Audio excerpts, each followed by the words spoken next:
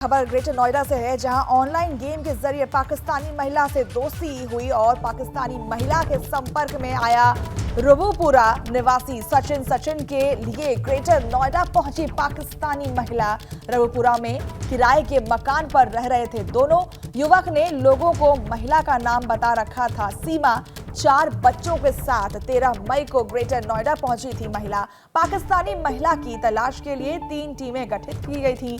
महिला की तलाश में सीसीटीवी और इलेक्ट्रॉनिक सर्वेलांस की ली जा रही है मदद। पाकिस्तानी महिला के बारे में जानकारी के बाद अलर्ट पर एजेंसियां। तो पाकिस्तानी महिला पबजी के थ्रू मिली युवक से ग्रेटर नोएडा में और उसके बाद वो उससे मिलने के लिए भारत आ गई और फिर यहां रहने लगी। युवक ने महिला का नाम सीमा बताया था। 4 बच्चों के साथ वो यहां आई हुई थी और अब पुलिस उसकी जांच में जुटी हुई है। गुरु पूर्णिमा के अवसर पर गोरखनाथ मंदिर में सीएम योगी आदित्यनाथ ने पूजा अर्चना और गौ सेवा की। और आपको बता दें कि गुरु शिष्य परंपरा की चर्चा बिना नाथ पीठ की चर्चा के बिना पूरी नहीं होती, क्योंकि ये परंपरा इस पीठ का मूल है और नाथ योगियों की ताकत भी है। इस परंपरा को कायम रखकर ही नाथ पीठ ने गुरु के प्रति आस्था और सम्मान को कायम रखने का संदेश पूरी दुनिया को दिया है, साथ ही दुनिया के कल्याण का मार्ग प्रशस्त किया है। तो गुरु पूर्णिमा पर सीएम योगी ने पूजा अर्चना की और आप देख सकते हैं कि किस तरीके से सीएम योगी आदित्यनाथ पूजा अर्चना करते हुए दिखाई दे रहे हैं मंदिर में। गोरखपुर की ये तस्वीरें हैं आपके सीधे सामने।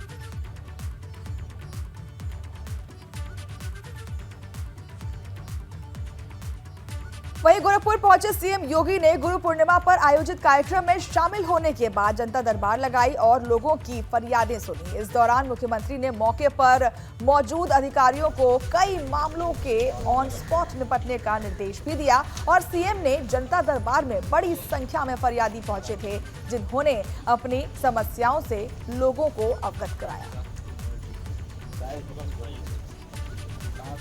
तो सीएम ने जनता की फरियाद सुनी, जनता की समस्याओं को लेकर निर्देश भी दिए और अधिकारियों से ये आग्रह किया या हम कहें आदेश दिया कि ऑन द स्पॉट सारी समस्याओं का समाधान किया जाए। सीएम ने जनता की समस्याएं सुनी और उसके निवारण के भी आश्वासन दिए हैं।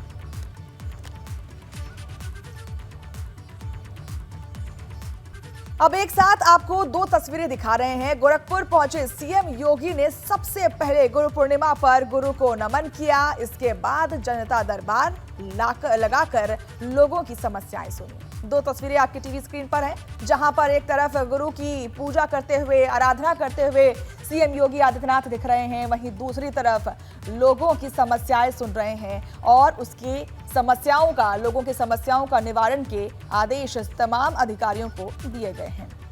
2 तस्वीरें आपकी टीवी स्क्रीन पर। गोरखपुर दौरे के विजुअल्स हैं, तस्वीरें हैं जो आपके सामने हैं। एक तस्वीर में सीधे आपको दिख रहा है कि किस तरीके से पूजा अर्चना की जा रही है। सीएम योगी आदित्यनाथ गुरु की पूजा कर रहे हैं, मंदिर गए हुए हैं और वहीं दूसरी तरफ जनता दरबार लगाकर लोगों की समस्याएं सुनी सीएम योगी आदित्यनाथ ने और फिर तमाम अधिकारी जो वहां मौजूद हैं उनके समस्याओं के निवारण के भी आदेश दिए गए हैं। गुरु वहीं केंद्रीय मंत्री मुख्तार अब्बास नकवी ने दावा किया है कि 2024 में विपक्ष के लोगों को 440 वोल्ट का झटका लगने वाला है। केंद्रीय मंत्री ने रामपुर में कहा है कि जो अभी 40 का झोल दिखाई दे रहे हैं वो 2024 में विपक्ष को 440 का झटका बनता दिखाई पड़ेगा। उन्होंने कहा कि विपक्ष की मोदी को हटाने की हट पर जनता का मोदी जी को दोबारा लाने का संकल्प भारी पड़ रहा है। ये महाराष्ट्र में घटनाक्रम हुआ है कल, उसको हम यही कह सकते हैं कि जो ये 40 का अभी झोल दिखाई पड़ रहा है, 24 में 440 का झटका दिखाई पड़ेगा। वो इसलिए कि जिस तरह से नरेंद्र मोदी जी के काम की गिनती ने विपक्ष के सारे राजनीतिक गणित को बिगाड़ दिया है, तो एक तरफ काम की गिनती और दूसरी तरफ विपक्ष का बिगड़ा हुआ गणित। आज जो है वो मोदी जी को हटाने की जो इनकी हट है, उस पर जो है वो देश की जनता की मोदी जी को दोबारा लाने की का जो संकल्प है वो भारी पड़ रहा है।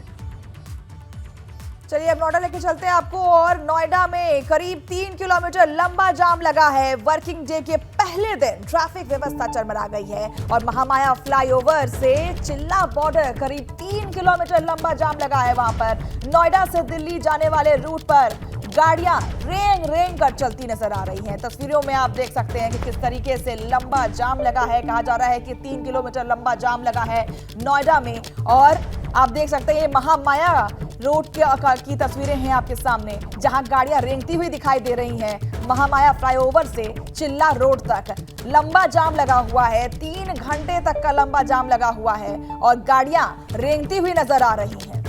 पहले दिन, वर्किंग डे का पहला दिन, और उसके बाद आप तस्वीरें आपके सामने हैं जहां पर आप देख सकते हैं कि किस तरीके से लंबा जाम लगा हुआ है। करीब 3 किलोमीटर लंबा जाम लगा हुआ है। नोएडा में लंबे जाम से लोग परेशान दिख रहे हैं क्योंकि इतना लंबा जाम है, काफी वक्त लग रहा है ऑफिस पहुंचने के लिए और साथ ही साथ आवाजाही भी ठप दिखाई दे रही है। करीब 3 किलोमीटर लंबा जाम।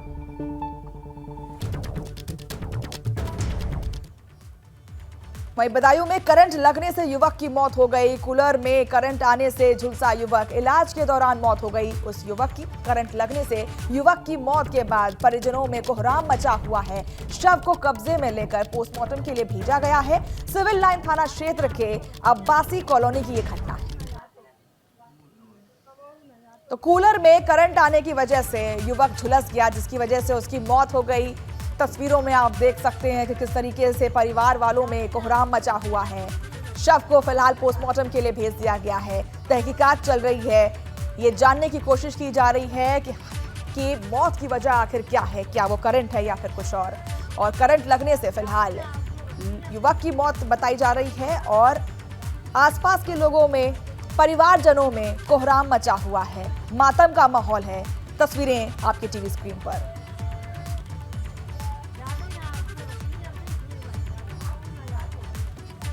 और अगली खबर भी बदायूं से ही है, जहां सिंचाई विभाग के कार्यालय में संदिग्ध परिस्थितियों में शव मिलने से इलाके में सनसनी फैल गई। बताया जा रहा है कि मृतक सिंचाई विभाग में ही चपरासी के पद पर कार्यरत था। जब दूसरे कर्मचारी ऑफिस पहुंचे तो शव देखकर चौंक गए और तत्काल इसकी जानकारी पुलिस को दी गई है। सूचना मिलते ही मौके पर पहुंची पुलिस ने शव को कब्जे में लेकर पोस्टमार्टम के लिए अस्पताल भेज दिया है। मामला सिविल लाइन थाना क्षेत्र के सिंचाई विभाग के कार्यालय का बताया जा रहा है। फिलहाल पुलिस पूरे मामले की जांच में जुटी हुई है। तो सिंचाई विभाग के ऑफिसर में शव मिलने से आसपास के लोगों में सनसनी फैल गई है। साथ ही साथ वारदात के पीछे की वजह जानने की कोशिश की जा रही है। पुलिस वहां पर शव को पोस्टमार्टम के लिए भेज चुकी है। साथ ही साथ ये जानने की कोशिश कर रही है कि आखिर ये शव किसका है और आखिर ये मौत किस कारण हुई है। सिंचाई विभाग के ऑफिस में शव मिलने से आसपास में सनसनी फैल गई थी, जिसके बाद अब पुलिस प्रशासन सख्ते में है और आप देख सकते हैं कि किस तरीके से वहां पर प्रशासन की तरफ से कार्रवाई की जा रही है, तहकीकात की जा रही है, तफ्तीश की जा रही है और जानने की कोशिश की जा रही है कि आखिर इस मृत्यु की वजह क्या रही।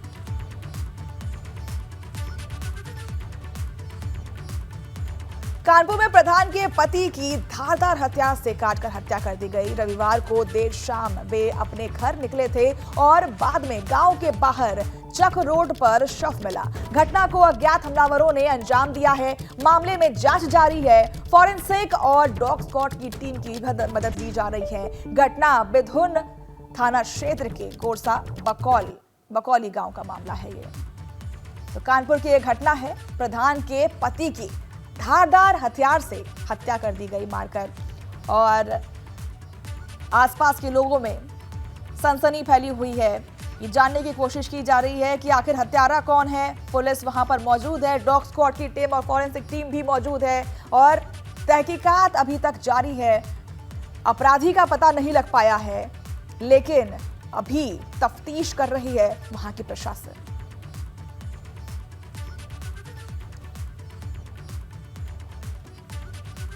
वहीं शाहजहांपुर में दर्दनाक सड़क हादसे में मासूम की मौत हो गई। बाजार से सामान खरीदकर लौट रहा था मासूम। अज्ञात गाड़ी ने युवक को मारी टक्कर, मौके पर मौत हो गई इस युवक की। और सदर बाजार थाना क्षेत्र के एसपी आवास के पास की घटना है। पुलिस ने शव को कब्जे में लेकर पोस्टमार्टम के लिए भेज दिया है और अभी फिलहाल आसपास के लोगों में मातम का माहौल देखने को मिल रहा है। परिवारजनों में मातम का माहौल देखने को मिल रहा है।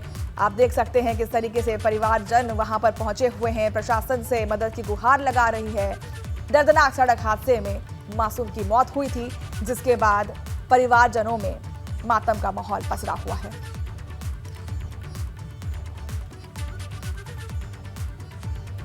वहीं बागपत में पुलिस पर गंभीर आरोप लगा है। आरोप है कि पुलिस की पिटाई से युवक की मौत हो गई है। परिजनों का कहना है कि जुए खेलते समय आरोपी साजिद को पुलिस रटौल बस स्टैंड से पकड़ कर ले गई थी और उसे जमकर पीटा गया। पिटाई के बाद अस्पताल ले जाते समय उसकी मौत हो गई। मौत के बाद लोगों ने जमकर हंगामा किया। तो स्थानीय लोगों ने यहां पर हंगामा, आप देख सकते हैं किस तरीके से स्थानीय लोगों ने यहां पर हंगामा काटा है। पुलिस की पिटाई के बाद युवक की मौत हो गई थी। जुआ खेलते समय उसे पुलिस स्टेशन ले जाया गया था, जहां उसकी जमकर पिटाई की गई पुलिस के द्वारा। और फिर उसे जब अस्पताल ले जाया गया, रास्ते में ही उस शख्स की मौत हो गई, जिसके बाद प्रशासन के ऊपर गंभीर आरोप लग रहे हैं। शव को रखकर वहां परिजन बैठे हुए हैं, हंगामा काट रहे हैं और न्याय की गुहार लगा रहे हैं।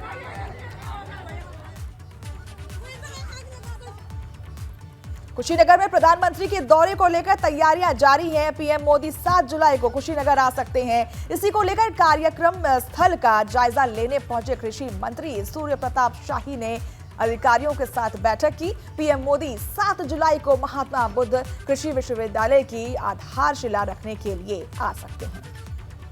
तो पीएम के दौरे को लेकर बैठक जारी है। कुशीनगर की ये तस्वीरें हैं और महात्मा बुद्ध कृषि विश्वविद्यालय की आधारशिला रखने के लिए वो आ सकते हैं, जिसके ऊपर उससे पहले बैठक की जा रही है। पीएम मोदी के दौरे को लेकर यह बैठक है। मंत्री सूर्य प्रताप शाही ने अधिकारियों के साथ बैठक की। पीएम मोदी के दौरे को लेकर कुशीनगर में यह बैठक चल रही है।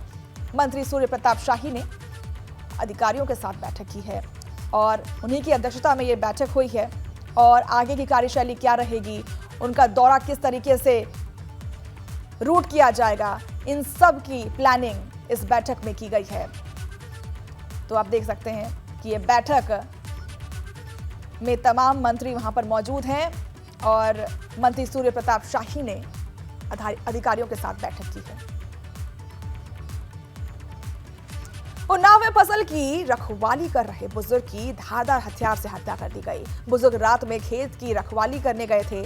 सुबह उनका शव मिला, जिसके बाद पुलिस को जानकारी दी गई। फिलहाल आला अधिकारियों ने घटनास्थल का निरीक्षण किया है और पुलिस ने शव को पोस्टमार्टम के लिए भेज दिया है। घटना अचलगंज थाना क्षेत्र के पचोडड्डा गांव का मामला है।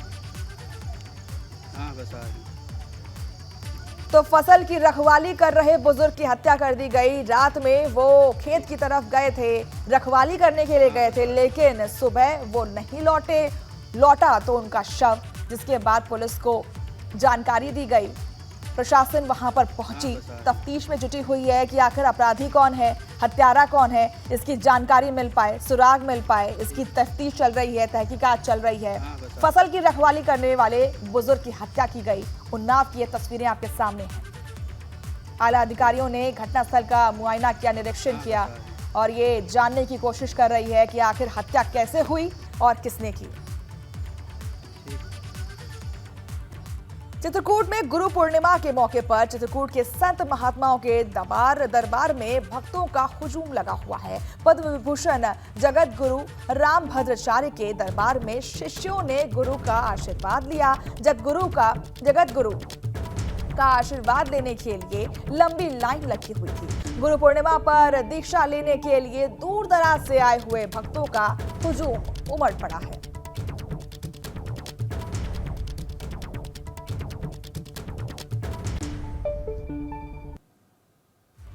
तो गुरु के आशीर्वाद के लिए लंबी कतार आप देख रहे हैं कि किस तरीके से भरी तादाद में लोग चित्रकूट पहुंचे हुए हैं और गुरु के एकमात्र दर्शन के लिए वहां पर मौजूद हैं और कतार में लगे हुए हैं।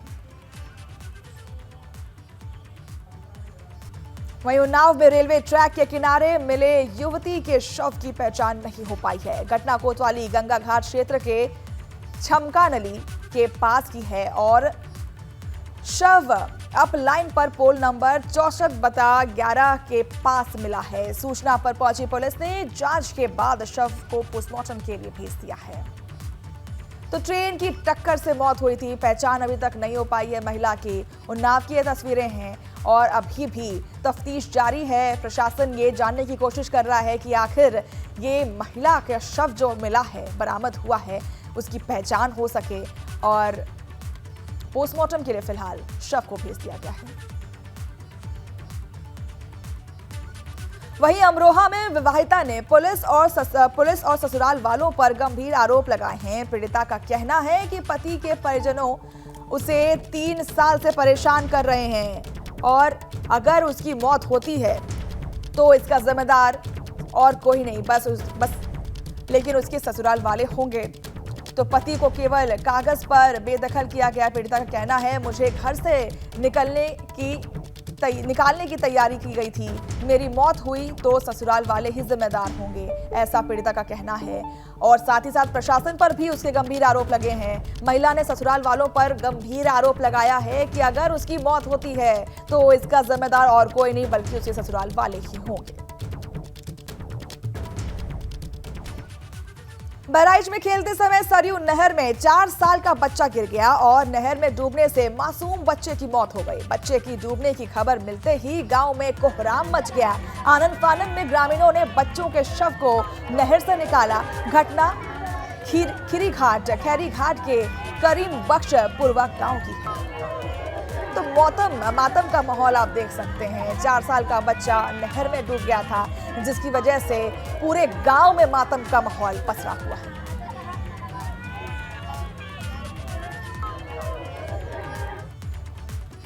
बरेली में आरपीएफ सिपाही की दबंगई देखने को मिल रही है। सिपाही की दबंगई आपके सामने है। दरअसल रेलवे फाटक पर एक शख्स ने गलती से बाइक पार्क कर दी थी। इसके बाद देखिए किस तरीके से आरपीएफ सिपाही ऋषिपाल दबंगई दिखाता हुआ नजर आ रहा है। थप्पड़बाज आरपीएफ सिपाही की दबंगई का वीडियो सोशल मीडिया पर वायरल हो रहा है। ये घटना फतेहगंज पूर्वी थाना क्षेत्र के बिलपुर रेलवे फाटक की है।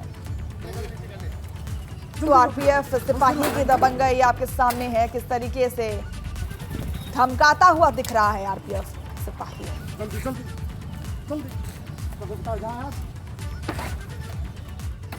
सुभाषपा नेता ओम प्रकाश राजभर का कहना है कि जो महाराष्ट्र में हुआ वही खेल यूपी में होगा।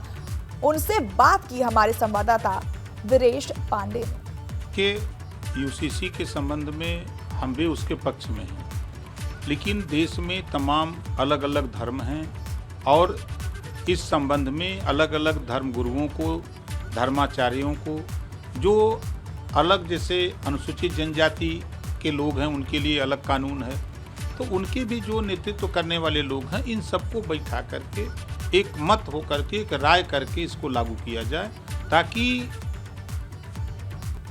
बदायूं में कूलर में उतरे करंट से युवक झुलस गया और इलाज के दौरान उसकी मौत हो गई। गंभीर हालत में उसे राजकीय मेडिकल कॉलेज रेफर कर दिया गया है, जहां इलाज के दौरान उसकी मौत हो गई। घटना सिविल लाइन थाना क्षेत्र में नई सराय के अब्बासी कॉलोनी की बताई जा रही है। तो कूलर में उतरा करंट और युवक की मौत हो गई, जिसकी वजह से परिवारजनों में मातम का माहौल है। और आप देख सकते हैं कि किस तरीके से लोग वहां पर रोते बिलखते दिखाई दे रहे हैं। युवक की करंट लगने से मौत हुई थी। करंट कूलर से उतरा और उसके बाद युवक झुलस गया, जिसकी वजह से उसकी मौत हो गई थी।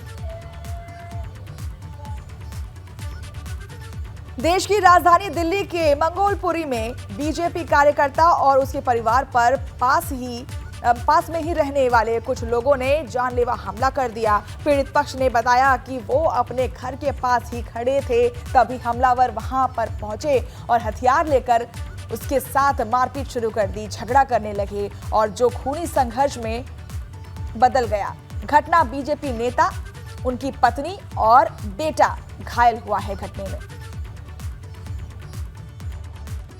मेरा भाई गाड़ी लेके जा रहा था और मेरे पापा और मेरे भाई को बेफजलों से तलवारों चक्कुओं से मारा है। उनको चक्कू और तलवारों से उनको बहुत मारा है। मेरी मम्मी को भी बहुत मारा, होश नहीं है उनको किसी को भी। जितने भी हैं उनको सबको पकड़ो। कौन लोग हैं जिन्होंने मारा है? दिलेर, सिब्बू, शेर सिंह, नाजिम और उनकी वाइफ हैं, तीनों चारों, मतलब पूरे घरों ने मारा है। मेरे भाइयों को, मेरे पापा को, सबों ने मारा है। फिरोजाबाद में आगरा लखनऊ एक्सप्रेस पर भीषण सड़क हादसा देखने को मिला। पुलिस की बोलेरो कार सड़क पर खड़े ट्रक में जाकर टकरा गई, जिससे 5 पुलिसकर्मी सहित 8 लोग घायल हो गए। सभी घायलों को इटावा के सैफई मेडिकल कॉलेज भर्ती करा दिया गया है। दरअसल महोबा पुलिस की गाड़ी अपहरण की गई बच्ची को दिल्ली में से बरामद कर लौट रही थी। सड़क हादसे में अपहर्ता की मां मीना गंभीर रूप से घायल हो गई है। तो आगरा लखनऊ एक्सप्रेस वे पर भीषण सड़क हादसा हुआ है, जहां ट्रक के पीछे पुलिस की गाड़ी टकरा गई और आगरा लखनऊ एक्सप्रेस वे पर ये भीषण सड़क हादसा देखने को मिला।